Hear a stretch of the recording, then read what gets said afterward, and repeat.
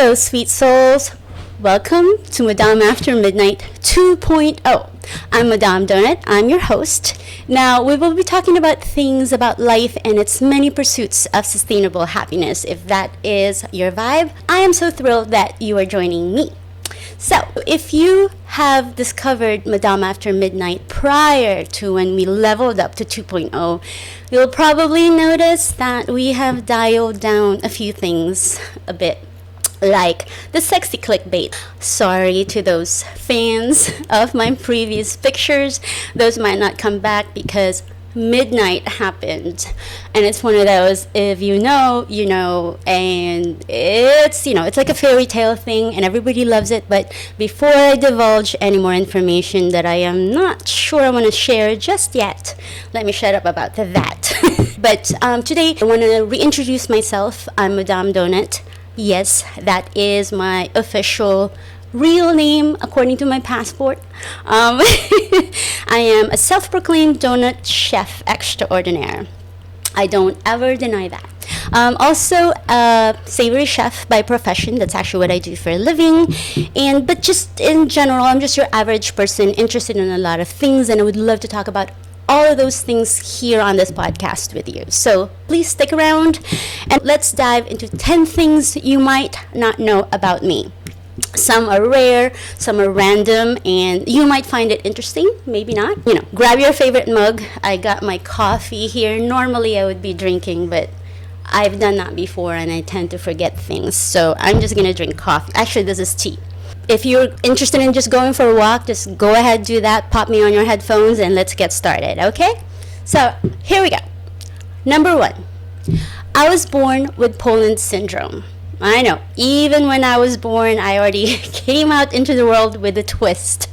If you don't know what Poland syndrome is, it's a rare congenital it's not really a disease, it's a condition. It affects one side of the body. In my case, I'm missing or have underdeveloped chest muscles and one small hand. I don't know if you can see.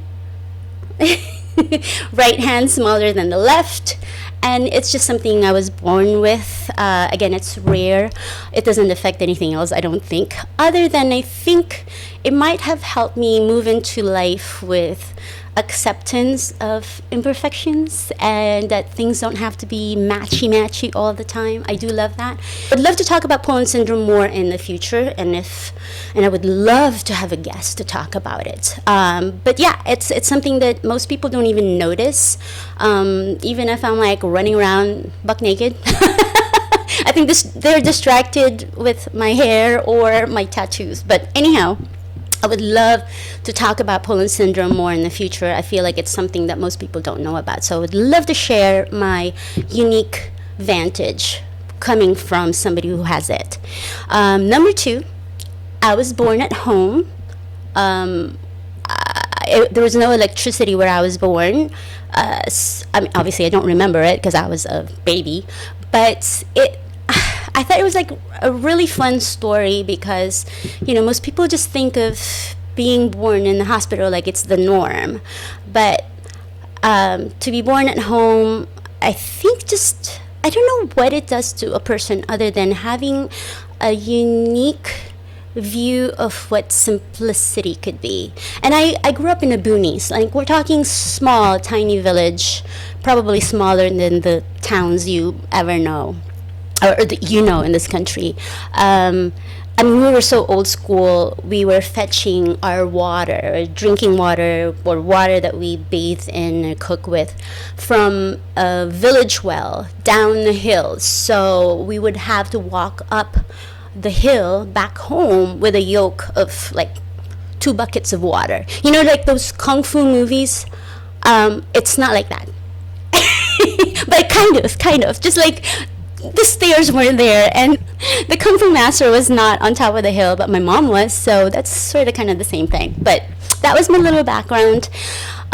Speaking of my mother, who is a master, my mother, this is number 3. My mother was the first female car driver I have ever met. Now, this sounds like it's about my mom, but it's also telling of how I was raised. I was raised by a very strong, independent, way ahead of her time type of woman, in a place where usually women had no voice. So I'm loud because of that. I think I've always had that female confidence because I was raised by strong women. I was surrounded by strong, beautiful women most of my life. Number 4, this is a shocker to most people. I cannot swim. What? I know. It's a shocker because I'm an island girl. And it is kind of a weird thing to say. People always freak out when I tell them that. And it's actually not the act of swimming that I can't do. I have developed a phobia with water. When I was a kid, I almost drowned, and I never really got over it. So it's interesting. I've taken swimming lessons, and I actually could swim. This is really funny. I can swim way better when I'm stoned. So maybe that makes me an island girl after all. I don't know, but it's a weird thing. I've always wanted to try hypnotherapy. I heard sometimes that helps people. So if you know anything about that or hypnotherapy, I would love to hear about your take on that because I'm very curious. Okay, so that was number 4. Like I said, I have a list because already I forgot what I'm talking about. Number 5, I used to sing professionally. I worked on a cruise ship when I was 18, and that's how I actually made my grand entrance to the US. I jumped ship, quite literally, from Sitka, Alaska. So I've always been an island girl, see? But Sitka is a little bit too small, I suppose, and cold. I didn't really want to live in the cold islands. So anyhow, that was my entry into the States. But yes, I used to sing professionally. It was quite an adventure, quite honestly. So I'm so glad I went through that. Now that I think about it, I want to do that now. Like go on a cruise ship. Just kidding. Number 6. Okay. I've been a nomad most of my life. I mean, that's probably not anything you don't know or have guessed by now. I've moved around a lot as a kid. Actually, when I worked on a cruise ship, I was 18, and I remember writing a list of places I wanted to live in. At the time, I was 18. And technically, I had not been to the States other than working on a cruise ship and, hopping on and off the big boats in Fort Lauderdale, Florida, to pick up passengers. Anyhow, I wrote a list at the time, and I made a list of places I wanted to live in. I wrote down New York City, Los Angeles, San Francisco, Hawaii. I didn't write a specific island at the time, but thankfully it was Nuk'oi, Maui, that I ended up living in. London, I wrote down London and Chicago. Now, I never lived in London, although I spent a good amount of time there. I lived in Oxfordshire when I did a study abroad program in Oxford University. This was, God, forever ago. And Chicago is probably the only thing on that list that I ended up not living in, but quite honestly, at this point, I don't know if I want to live in the Windy City, and the fact that, long winters, I think I'm done with that. I did New York, okay? That's more than enough. Actually, I lived in Denver briefly, but that wasn't on the list. I just ended up finding myself there. Okay, so I moved around a lot. Nomad things haven't really changed much, has it? Number 7, when it comes to food rules, I don't believe in most of them. I don't follow recipes. I might read the recipe and I almost never follow it. I would always either add or subtract something because I just can't help myself. I'm not classically trained as a savory chef, although I've been cooking all of my life. But yeah, I just love cooking. As you can tell, I'm always all about food, and that's the kind of content I love to make. Yes, number 8. I don't know if you find my 10 things that you don't know about me fun, but I am finding it so much fun that I'm finally just saying it out loud. Number 8, here's a fun fact. I hosted a male slave party back in college. That was the first time I was madame because I made the slaves address me and my girlfriends madame or goddess. Basically, we had these guys feed us, cook for us, entertain us, clean up after us. And then I got rid of them after the party without pay or play. I just left them bewildered in the middle of the streets. I'm like, thank you for your free service. And funny, I actually received a few emails from the slaves to thank me for that experience. Apparently, a lot of men love to be bossed around. I don't know how I got away with it, but it was so much fun. I never got around to doing this again, but I think the madame persona kind of stuck around. Obviously. Male slave party, you guys. Do it if you haven't. Number 9, I'm fascinated with donut economics. That is a real thing. If you don't know, this economist from Oxford, Kate Rayworth, wrote a book called Donut Economics, and it has something to do with the concept of economics based on, justice and safety, and in general, keeping the world alive. Like economy that does not hurt the environment or the freedom of peoples. And basically, the best economy is when you're in the dough. Duh. Because, that's the sweet part. But anyhow, I do want to talk about donut economics in the future on a future episode. So we'll circle back into that. Love it. I like my puns, donut puns. I see donuts everywhere, by the way, in case you didn't notice. Anyways, number 10. We're already number 10. Okay, this might be a little boring. I know. I just wanted to say that I started this podcast because I wanted to connect with people without algorithms and without any of that ruin our vibe. I just want to blah blah blah and talk. I work alone for the most part, so I don't actually talk to people. So this is kind of my way of blabbering, I suppose. So thanks again for joining me today. Well, all right, that's 10, so it's your turn next time. But I'm going to add to that, of course, as time goes by, because I'm sure I will slip here and there, and I will give you more information than I probably plan to. But that's, I think, a solid reintroduction of myself. If you have any questions, well, I am here live on Instagram on my broadcast channel. So I am going to move towards this conversation on Instagram in a few minutes. But yeah, just to reiterate, I'm back doing this podcast. I will, every Monday, that's the goal, is me going on live to record this podcast. And then I publish the semi-edited, I don't want to edit it too much, but the edited version on YouTube the following Monday. Meanwhile, I want to talk about new updates on what's going on in my donut world. Just in case you didn't notice, I've been posting a whole lot more on the Madam's Larder. That's because I really want to focus back on cooking. And during COVID, I started the Madam's Larder as a nonprofit, and I was actually teaching home cooking then with the kind of produce and ingredients that we can get on the island when I was living in Maui. And it was my way of helping out the farms that weren't getting any business when the restaurants were closed. So I started working with them. I started a soup and toast kitchen. And, eventually we got back to the norm, I suppose. I don't know what that means. What is norm? What is normal?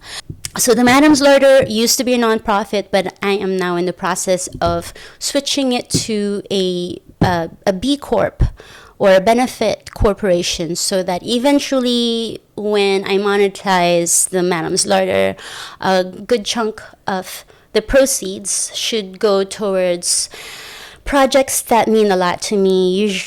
Typically food sustainable programs, and there are a couple of nonprofits that I want to work with to continue that work. So I'm just getting back into the Madam's Larder to just kind of get that active again and start the conversation about avoiding food waste and making food good again. Not just because it tastes good and it's pretty, but our appreciation for food and where it comes from. So yeah, again, more on that later. I do want to talk about that specifically on an episode in the future. Of course, I have Donut Dynamite, which is my baby. It's my little darling of a little business. I'm going through another pivot with that one, and I'm hoping, fingers crossed, that I could announce the updates by July coming up. So I'm working on a few things, and I'm really hoping that this works out. That's one of the reasons why I'm in LA, to be honest. But yes, the Donut Dynamite hopefully will have its big comeback in July. It will be a lot different than how it was back in Maui. I miss my donut shop so much, but I've done it, and I'm ready for something new. A little new, because I really do miss my donuts so much. Just a little twist like me in my comeback. I want to keep this podcast short and sweet for the first episode, especially because I'm just trying to get back in the groove of being on camera and talking to this microphone. This is the first time I use this microphone in, I don't know, 2 years, a little over 2 years. So I'm glad it still works. I think it still works. I tested it. It recorded something. So anyways, I just wanted to talk about Madame After Midnight and why it's called Madame After Midnight. The origin story of this podcast. A few years ago, after COVID, and I closed my shop and then reopened. I only reopened for 1 day a week. It was just Saturdays. And so that meant I had to share my commercial kitchen with other food businesses, 3 other small food businesses, in fact. And so at the time, I was scheduling the use of the kitchen, and I decided I wanted to do a podcast, which meant I needed to have the space to myself.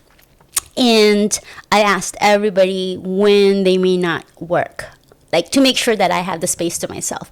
And what I was sure about is that no one wanted to work after midnight. And so that's when I decided to record my podcast after midnight, which sometimes I did it earlier, but that's where the name came from, Madame After Midnight.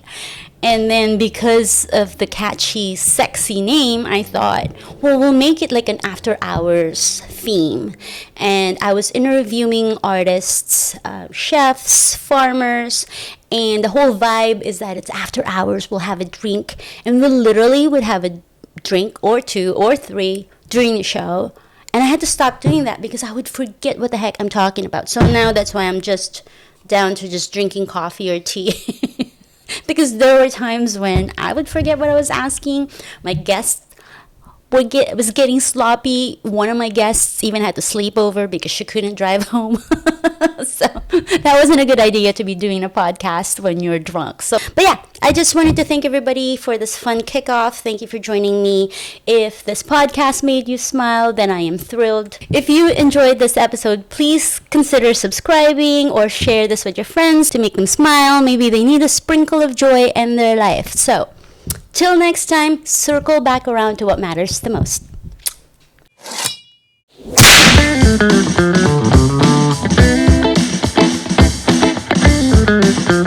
Anyhow, I want to move my attention to Instagram at the moment since I am live. I'll probably edit this out, and if I like it, I might include it. Many had a question about my MasterChef experience.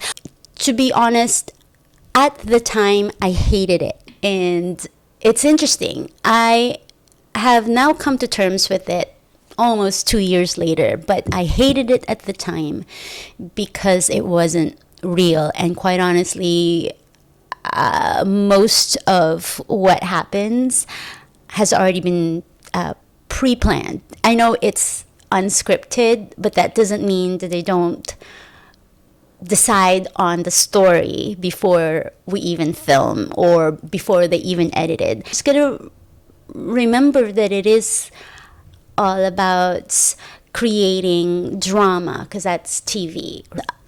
I'm not sure if I'm supposed to be talking about that. I think maybe I signed off on not sharing that. I'm not sure. Maybe I'm in trouble. Hopefully they're not watching me now. But how was it? Will I do it again? No. But am I glad I did it? Yes. It was a fun, unique experience. I didn't apply to be on the show. They recruited me. But I was hoping that they found me very uninteresting after the show. Oh, anyways, my friend Ellen just said my hair looks great.